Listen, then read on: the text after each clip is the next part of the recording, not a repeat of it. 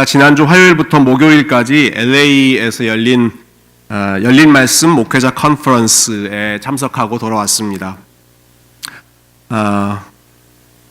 갔다 왔다는 거는 제가 보여드려야 될 것 같아서 사진을 하나 준비했는데요. 열린 말씀 목회 포럼이라고 하는 제목으로 이 열린 말씀이라고 하는 단체는 같은 신학을 같은 신학을 고백하는 여러 목사님들이 함께 모여서 공부하고 또 서로의 목회를 함께 점검해주는 그런 모임인데요. 이번에도 미주 전역에서 30명 정도의 목사님들이 함께 모여서 총 7개 주제를 가지고 저희가 매일 같이 공부하는 시간을 가졌습니다. 저에게 특히 유익했던 시간은 둘째 날 오전 시간이었는데요. 저희가 같이 공부하는 모습인데, 저 앞에 계신 분이 웨스트민스터 캘리포니아 신학교의 총장님, 전 총장님이셨던 이제 로버트 갓프리라고 하는 교수님이십니다. 지금 총장님은 우리 교회 청년부 강사로 한번 오셨던 조엘 킴, 우리 한인 2세 목사님이시죠. 근데 그 전에 27년 동안 우리 로버트 갓프리 교수님께서 그 총장으로 섬겨주셨는데 아주 종교개혁 분야의 전문가이시죠. 근데 이분이 해주셨던 그 강의가 저한테 굉장히 큰 도전이 됐습니다. 좀 자세하게 보여드릴게요. 그 사진이 안 보이실 것 같아서. 저 왼쪽 분은 여러분 잘 아시는 분이시죠? 우리 신 목사님도 같이 가셔서 제일 앞자리에 앉으셔서 공부를 하셨는데요. 우리 로버트 갓프리 교수님께서 특히 어떤 부분을 강조해 주셨냐면 그 유다서 3절 말씀을 가지고 도전을 해주시더라고요. 사랑하는 자들아, 성도에게 단번에 주신 믿음의 도를 위하여 힘써 싸우라는 편지로 너희를 권하여야 할 필요를 느꼈다. 여러분, 우리가 싸워야 할 대상들이 참 많이 있습니다. 우리를 넘어뜨리려고 하는 죄와 정욕과도 싸워야 하고요. 또 하나님을 의심하게 만드는 여러 불신거리, 그러한 것들과도 싸워야 하고요. 사도 바울이 고백한 것처럼 우리의 싸움은, 우리의 씨름은 혈과 육에 대한 것이 아니라 정사와 권세 잡은 자들, 공중 권세 잡은 자들과 싸워야 하는 여러 가지 종류의 싸움이 있는데, 한 가지 우리가 간과하는 그런 싸움 중에 하나가 우리 교수님께서 리마인드 시켜주신 것이, 우리에게 주신 믿음의 도를 위하여 힘써 싸워라. 우리에게 주신 믿음을 위하여 힘써 싸워야 할 필요성이 있다라는 것이죠. 초대교회로부터 이어져 내려온 믿음의 유산을 지키기 위해서, 그것을 올바로 고백하기 위해서, 그리고 여러 혼탁한 그런 가르침 속에서 올바른 가르침, 성경적인 가르침을 지키고 우리 자녀들에게 전수하기 위해서 힘을 모으고 싸워야 할 그런 필요성이 특히 오늘 현대 교회 가운데 절실히 요청된다라는 말씀을 해주셨는데, 특별히 우리가 이 금요일 저녁 시간에 하는 내용과 연결되는 것 같아서 다시 한번 좀 경각심을 갖게 되는 시간이었습니다. 저희가 매주 금요일마다 우리가 고백하는 이 신앙의 내용을 함께 배우고 확인하는 시간이 너무너무 귀한 그런 시간이구나라는 것을 다시 한번 생각하게 됐고, 그런 측면에서 오늘 참 하나님께서 우리에게 귀한, 너무나 감사한 그런 시간, 자리를 허락해 주셨다는 감사한 마음으로 오늘 내용을 다시 한번 준비했는데요. 이런 마음으로 이 일, 우리가 지금 하고 있는 일이 너무너무 중요한 일이다라는 중요성을 가지고 오늘 우리가 함께 나눌 질문 6번째, 교리문답 6번째 질문으로 한번 들어가 보면 좋겠습니다.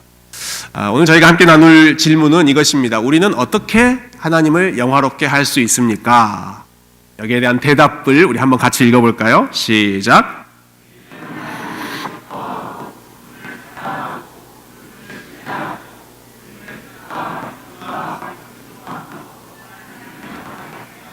네.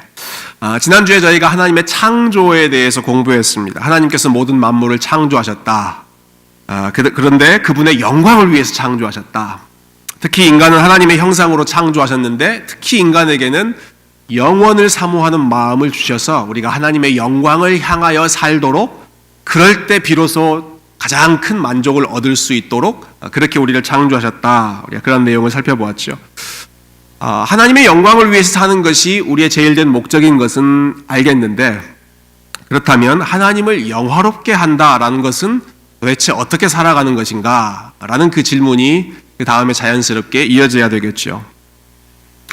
아마 많은 분들이 웨스트민스터 소요리 문답 1번을 잘 아실 것입니다. 외우고 계실 것입니다. 사람의 제일 된 목적은 하나님을 영원토록 하나님을 영화롭게 하고 그를 영원토록 즐거워하는 것이다. 이것이 웨스트민스터 소요리 문답 1번이죠.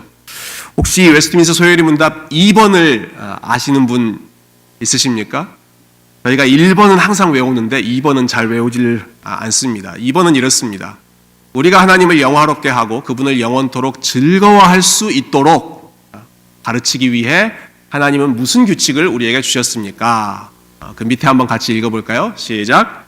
신구약 성경에 기록된 하나님의 말씀은 즐거워해야 할 것인지를 가르치는 유일한 규칙입니다. 이 순서가 참 중요합니다. 하나님을 영화롭게 하는 것이 우리 삶의 최고의 목적이다. 1번 문제에서 가르친 다음에 그러면 우리가 어떻게 하나님을 영화롭게 할 것인가? 어떻게 하나님을 즐거워할 것인가? 질문을 던지고 바로 그 질문에 대해서 그것은 다른 방법을 통해서 우리가 할 수 있는 것이 아니라 우리에게 주신 신구약 성경에 기록된 하나님의 말씀을 통해서 우리가 하나님을 영화롭게 하고 그분을 즐거워할 수 있다. 이렇게 가르치고 있는 것이죠. 그분을 영화롭게 하는 방법 역시도 성경에서 우리가 찾아야 한다라는 것입니다. 왜냐하면 우리는 하나님을 영화롭게 한다라고 하는 일을 생각할 때조차 우리가 생각하기에 좋은 일, 우리 눈에 보기 좋은 어떠한 영광스러운 일을 하나님도 이러한 일 좋아하실 것이다 라고 그렇게 생각하는 경향이 있기 때문에 그렇습니다.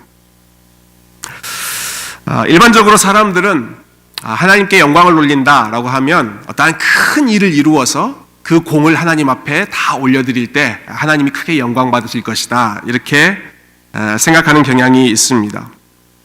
예를 들면 유명 크리스찬 연예인들이 아주 권위 있는 그런 시상식에서 상을 받으면서 모든 영광을 하나님께 돌립니다 하면 사람들이 많은 그 하나님께 영광 돌리는 것으로 생각하죠. 올림픽에서 금메달을 딴 선수가 그 금메달이 결정되는 순간에 그 자리에서 무릎을 꿇고 하나님 앞에 기도할 때 하나님 큰 영광을 받으신다.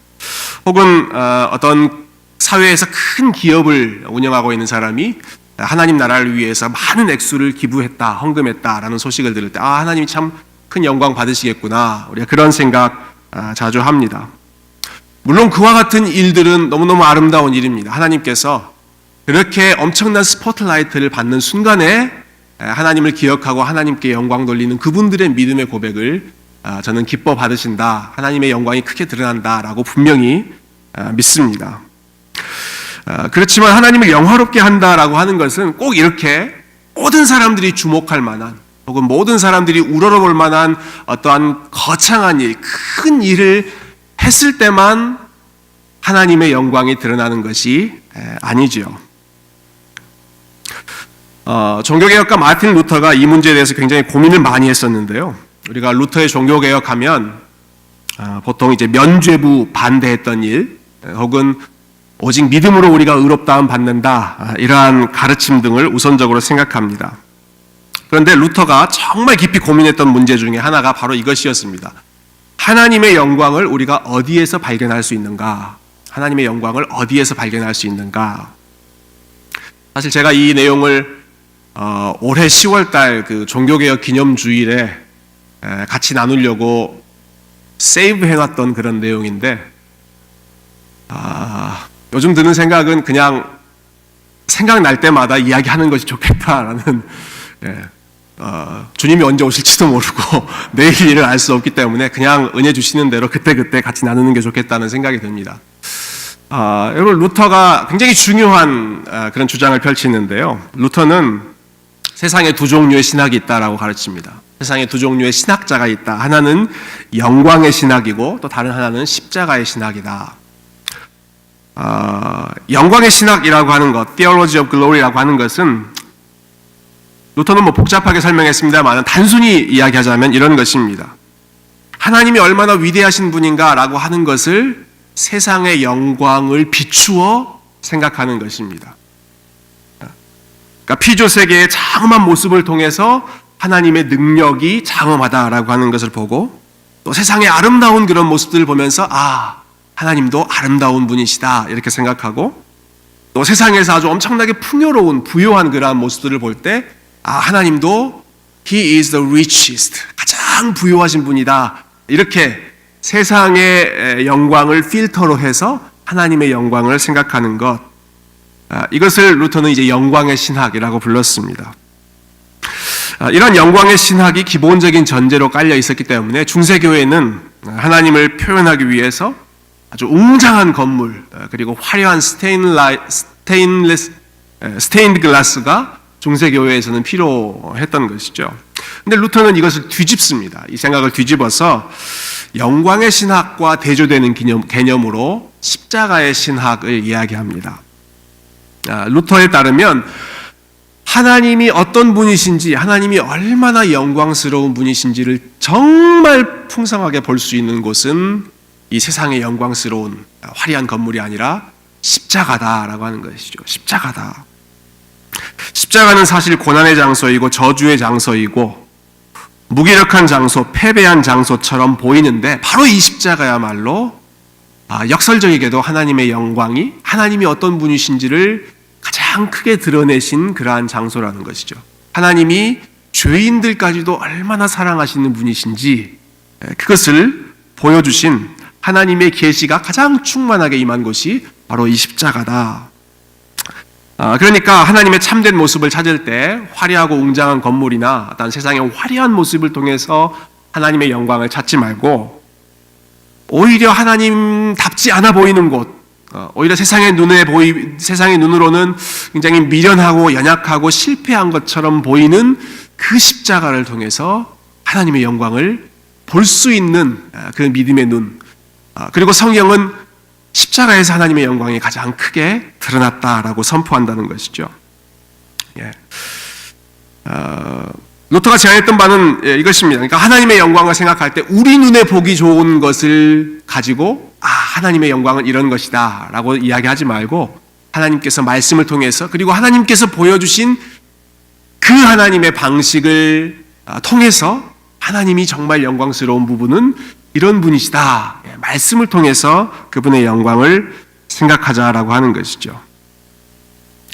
그렇게 말씀을 통해서 하나님의 영광을 생각할 때 하나님께 가장 완전히 순종하셨던 그리스도의 십자가가 하나님의 영광을 크게 드러내고 그리고 가장 어려운 상황에서 믿음으로 살았던 초대교회 성도들의 그 믿음의 삶이 역시 하나님의 영광을 크게 드러나는 그러한 장소, 그러한 상황이었다라는 것입니다. 베드로전서 1장 6절부터 9절에 보면 초대교회 성도들이 어떻게 하나님을 영화롭게 했는지가 잘 요약되어 있습니다. 우리 한번 같이 읽어보실까요? 시작. 그러므로 너희가 이제 여러 가지 시험으로 말미암아 잠깐 근심하게 되지 않을 수 없으나 오히려 크게 기뻐하는도다. 너희 믿음의 확실함은 불로 연단하여도 없어질 금보다 더 귀하여 예수 그리스도께서 나타나실 때 칭찬과 영광과 존귀를 얻게 할 것이니라. 예수를 너희가 보지 못하였으나 사랑하는도다. 이제도 보지 못하나 믿고 말할 수 없는 영광스러운 즐거움으로 기뻐하니 믿음의 결국 곧 영혼의 구원을 받음이라. 이 편지는 베드로가 전 세계 여러 곳에 흩어진 나그네들에게 쓴 편지였습니다. 흩어진 나그네, 그러니까 한 곳에 정착하여 안정적인 삶을 살 수 없고 원치 않지만 여러 곳으로 이동해야 했고 그 가운데에서 여러 가지 신앙에 대해서 적대적인 그러한 환경 속에서 살아야 했던 그런 사람들에게 편지를 쓰면서 그러니까 일종의 사회에서 아웃사이더로 살았던 사람들이죠. 그런 사람들의 모습을 보면서 베드로가 깜짝 놀라면서 또 칭찬하는 것입니다. 너무너무 신기하다는 것이죠. 너희가 여러 가지 시험으로 말미암아 근심하지 않을 수 없는 상황인데 외적으로 보면 근심하지 않을 수밖에 없는 그러한 상황인데도 오히려 기뻐한다. 오히려 너희들이 기뻐하고 있고 예수 그리스도를 너희가 보지 못하였으나, 여러분 베드로는 예수님과 3년 동안 같이 보냈던 사람이지 않습니까? 본인은 예수님과 함께 했기 때문에 예수님을 사랑하는 것이 어떤 면에서 보면 좀 더 자연스럽지만 너희들은 예수님을 보지 못하였음에도 불구하고 예수님을 사랑하는도다. 지금도 말할 수 없는 즐거움으로 예수님을 기뻐하고 있다. 하나님을 기뻐하고 있다. 이것이 초대교회 성도들이 하나님을 영광스럽게 했던 그러한 방법이었던 것이죠. 눈에 보이는 상황은 그다지 밝지 않았지만 그들의 마음은 이 본문에 나와 있는 것처럼 즐거움, 기뻐함, 영광, 이러한 마음으로 초대교회 성도들의 마음이 가득 차 있었던 것이죠. 이것은 사도 바울 역시도 마찬가지였습니다. 위대한 구원의 사실, 하나님의 사랑을 노래할 때 로마서 5장에서 바울은 이 즐거워하다라고 하는 동사를 굉장히 자주 사용했습니다. 우리가 하나님의 영광을 바라고 즐거워하느니라. 다만 이뿐 아니라 우리가 환난 중에도 즐거워하느니라. 우리로 화목하게 하신 우리 주 예수 그리스도로 말미암아 하나님 안에서 또한 즐거워하느니라. 여러분, 이 편지를 쓰는 바울의 상황도 사실 만만치 않았죠. 로마서를 쓰고 있는 상황이 좋지 않았습니다. 자기의 계획이 막혀 있고 뜻대로 되지 않는 그런 상황이었습니다.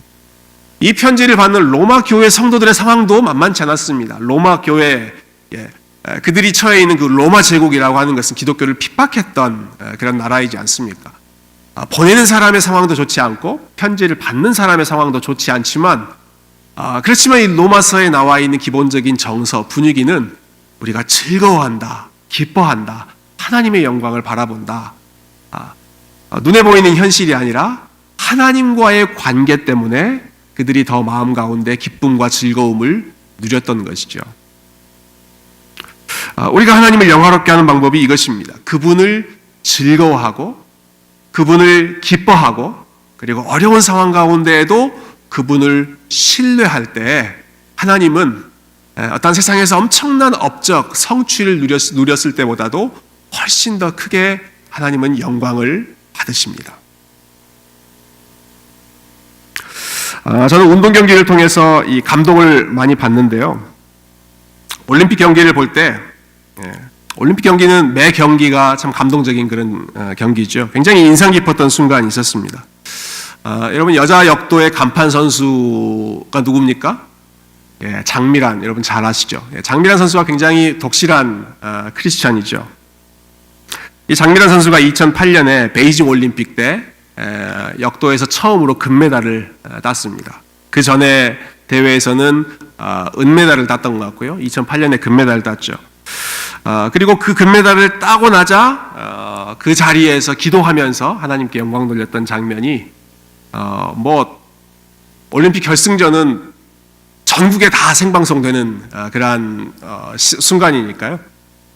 그 순간에 기도하는 모습이 온 국민에게 다 보여졌죠. 많은 분들에게 감동을 주었습니다. 근데 그로부터 4년 후에 영국 런던 올림픽 때 이 장미란 선수의 올림픽 2연패를 기대하는 분들이 참 많이 있었습니다. 그 경기가 사실은 이 장미란 선수가 은퇴하는 마지막 경기였는데요. 근데 아쉽게도 장미란 선수가 4위, 동메달까지 따지 못하고 4위로 그 경기를 끝냈습니다. 그 마지막에 이 바벨을 들어 올리면 동메달인데 들어 올리려고 하다가 이 바벨이 뒤로 넘어가가지고 끝까지 성공을 못하죠. 사람들이 다 이렇게 끝나는구나 굉장히 아쉬워하는 순간이었습니다. 장미란 선수도 굉장히 아쉬웠던지 한 5초 정도였을까요? 그 허탈한 마음에 그 자리에서 가만히 멍하게 서 있었습니다.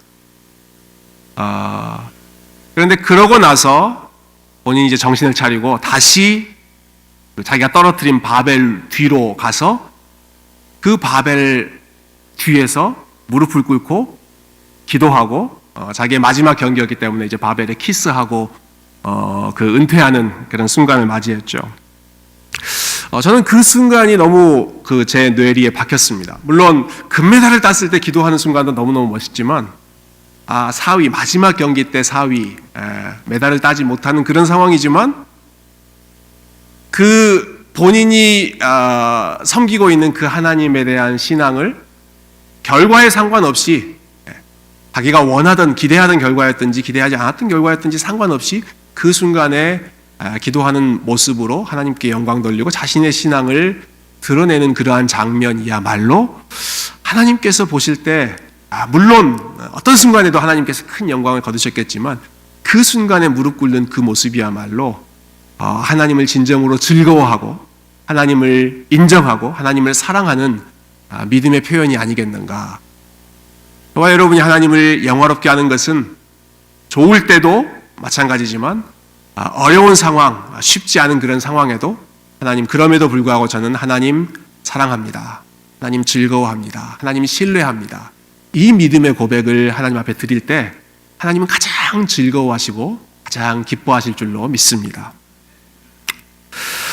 오늘 교리문답에 보시면 한 걸음 더 나아가서 이렇게 하나님을 즐거워하고 사랑하고 하나님을 신뢰하는 것, 하나님을 영화롭게 하는 것과 더불어 그분의 뜻과 명령과 법을 순종할 때 우리가 하나님을 영화롭게 한다라고 가르치고 있습니다. 하나님을 순종할 때, 하나님의 말씀에 순종하는 것이 하나님을 영화롭게 한다는 것이죠.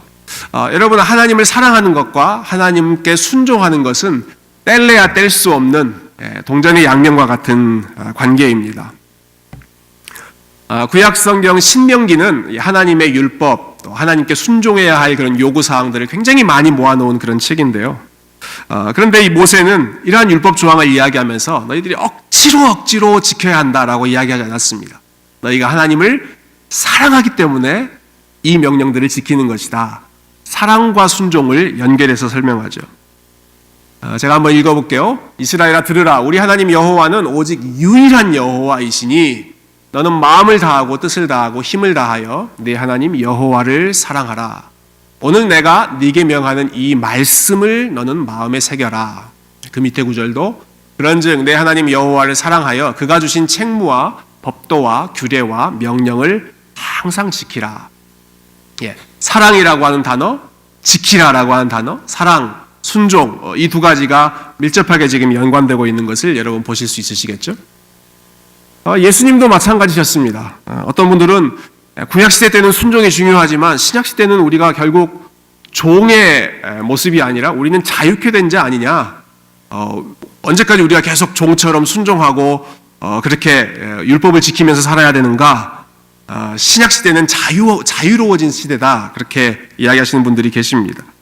그렇지만 예수님의 가르침 역시 너희가 나를 사랑하면 내 말을 순종한다.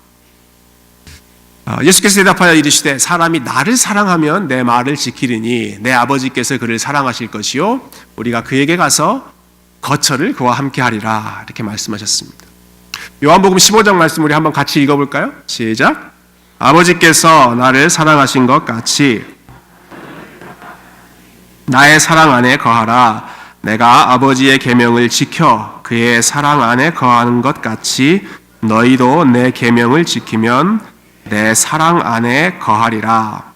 사랑과 순종은 서로 모순되는 것이 아닙니다. 사랑하면 순종합니다. 하나님을 사랑하면, 하나님을 기뻐하면 하나님의 말씀을 따르고 그분의 명령에 순종하는 것입니다. 저는 이 예수님의 가르침, 또 신명기에 나오는 사랑으로부터 순종이 이끌어진다라고 하는 이 원리가 일반 종교에서 이야기하는 어떤 순종이나 헌신을 이끌어내는 방식과 굉장히 크게 구별되는 방식이라고 생각합니다. 여러분, 일반적인 종교에서는 순종과 헌신을 이끌어낼 때, 그러한 반응을 이끌어낼 때 일반적으로 두 가지 방식을 사용하는데요. 한 가지는 공포감을 조성하는 것입니다. 공포감이나 두려움을 조성하는 것이 첫 번째 일반적인 종교에서 행하는 방식입니다. 이러이러한 일 열심히 해. 안 그러면, 그렇지 않으면 무슨 일이 생길지 몰라. 큰 일이 생길지 몰라라고 하는 것이죠. 소위 무속신앙에서 자주 사용하는 방법이죠. 집안에 애기 꼈으니까 굿을 하든지 뭐 부적을 사서 붙이든지 그렇게 하지 않으면 안 좋은 일이 일어날 것이기 때문에 그 안 좋은 일을 미리 방지해야 한다. 그러한 방식으로 두려움을 조장하는 것이죠. 안타깝게도 이런 방식이 교회 안에서도 많이 사용될 때가 있었습니다. 특히 중세시대에 교회가 성도들의 어떠한 순종을 이끌어내려고 했을 때 기본적으로 비슷한 방식이었습니다. 현세에 대한 어떤 두려움 혹은 내세에 대한 두려움을 조장함으로써 사람들로 하여금 면죄부를 사게 하고 또 교회에 헌금을 내게 하는 두려움을 조장함으로써 사람들의 순종을 이끌려고 하는 그런 방식이었죠. 오늘날 목사님들 중에도 비슷한 이야기를 하시는 분들이 계십니다. 주일 예배 빠지고 골프 치러 나갔더니 그날 라운딩 하다가 넘어져서 어디가 부러졌다 라거나 11조를 안 냈더니 어떤 안 좋은 일이 생겨서 11조에 해당하는 2배, 3배의 그런 금액을 손실을 입었다라고 하는 그러니까 그런 안 좋은 일 당하지 않으려면 미리미리 준비해라. 일종의 두려움, fear driven obedience라고 할까요? 두려움에 근거해서 순종을 강조하는 그러한 방식입니다. 여러분, 이런 방식은 요즘 시대에 잘 통할까요? 안 통할까요? 통할까요? 안 통할까요? 잘 통합니다. 요즘에도 잘 통합니다, 여러분. 에이, 그런 미신적인 게 어딨어? 라고 생각하지만 사람 마음이 참 약해서요. 누가 세게 한마디 하고 경고하고 두려운 이야기 하면 뭔가 뜻대로 안 되는 것처럼 느껴질 때, 뭔가 안 좋은 일이 생길 때 혹시 내가 뭐 실수해서 그런가? 내가 뭐 해야 할 일을 안 해서 이렇게 벌 받는 거 아닌가? 라고 하는 그런 부정적인 마음이 먼저 일어나는 것이죠. 순종을 이끌어내는 두 번째 방식은요, 상을 약속하는 것입니다. 이렇게 순종하면 이러이러한 상이 보장된다라는 것이죠. 첫 번째 방식이 엄하게 채찍을 드는 것이라면 두 번째 방식은 아주 달콤한 당근을 약속하는 것이죠. 이렇게 순종하고 헌신하면 이러이러한 복을 받을 것이다. 여러분, 이 방식도 잘 통합니다. 특히 제가 집에서 잘 써먹는 방식인데요. 제가 아이들 말 안 들을 때, 아이들에게 순종을 제가 원할 때 아주 급할 때 써먹는 방식 이것입니다. 큰 아이들에게는 야, 아빠 말 잘 들으면 컴퓨터 게임 1시간 할 수 있도록 해줄게. 밑에 좀 작은 아이들한테는 야, 아빠 말 잘 들으면 뽀로로 볼 수 있게 해줄게. 이 상을 약속함으로써 어떠한 제가 원하는 반응을 이끌어내는 것이죠. 교회 안에서도 마찬가지겠죠. 뭐 헌금을 얼마 했더니 이러이러한 복을 받았다. 내가 어떠한 충성을 했더니 우리 자녀들에게 이러이러한 복이 임했다. 일종의 상을 기대하는 마음으로 순종을 이끌어내는 이러한 모습들도 두 번째 캐러고리에 해당할 수 있습니다. 사실 성경은 두 가지 모두를 다 이야기합니다. 여러분, 이거 두 가지 다 성경 안에 있습니다. 하나님께서는 벌하시기도 하시고 상 주시기도 합니다. 신명기 말씀에도 보면 하나님께서 언약에 충실할 때 내가 너희에게 들어와도 복을 받고 나가도 복을 받는 복을 주겠다 약속하셨습니다. 그리고 언약에 충실하지 않을 때에는 이러이러한 저주, 이러이러한 벌이 임할 것이다 라고 경고하시기도 하셨습니다. 두 가지 다 성경에 있는 그런 내용입니다. 그렇지만 성경에서 말하는 순종의 동기는 단순히 벌 받는 것을 피하기 위해서거나 상 받는 것을 바래서가 아니라 성경에서 말하는 순종의 동기는 하나님을 사랑해서입니다. 하나님을 사랑해서. 하나님께서 나에게 베풀어 주신 사랑이 너무너무 감격스럽기 때문에 벌 받고 상 받고 하는 그 차원을 뛰어넘어서 하나님의 사랑 때문에 나는 하나님께 순종하겠다.